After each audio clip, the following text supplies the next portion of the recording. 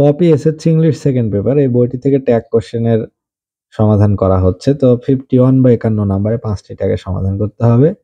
এ নাম্বারে বলছে Chameli is always afraid of ghost, she feels fear in the darkness specially in the room, her elder sister said to him there is no ghost there, অর্থাৎ সেখানে her elder sister said to her, তাকে বলল যে there is no ghost there, সেখানে কোনো ভূত নেই।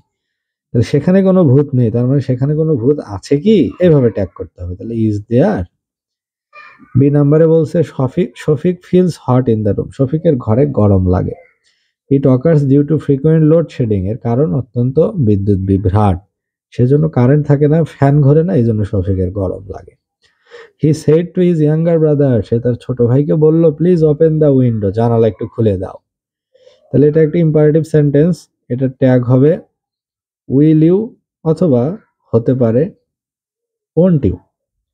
C নাম্বারে বলছে Jamal along with his friends has gone to visit the village fair, after visiting the fair he said let us go home now, চলো বাড়ি যাই। তাহলে লেট আস এর ট্যাগ হবে শ্যালুই, কারণ আমরা জানি লেট আস বা লেটস থাকলে সবসময় শ্যালুই বসে।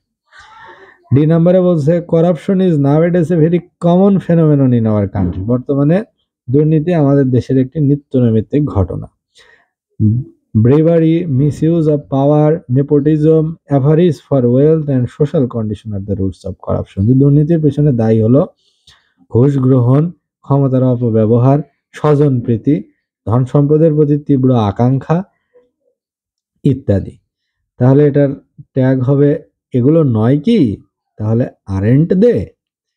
ই নাম্বারে বলছে if I had known that you are in the market I would have told you to buy a pen, আমি যদি আগে জানতাম যে তুমি মার্কেটে গিয়েছিলে তাহলে তোমাকে আমি একটা কলম কিনে আনতে বলতাম। তাহলে আই উড হ্যাভ টোল্ড, তাহলে এখান থেকে করতে হবে উডান্ট আই।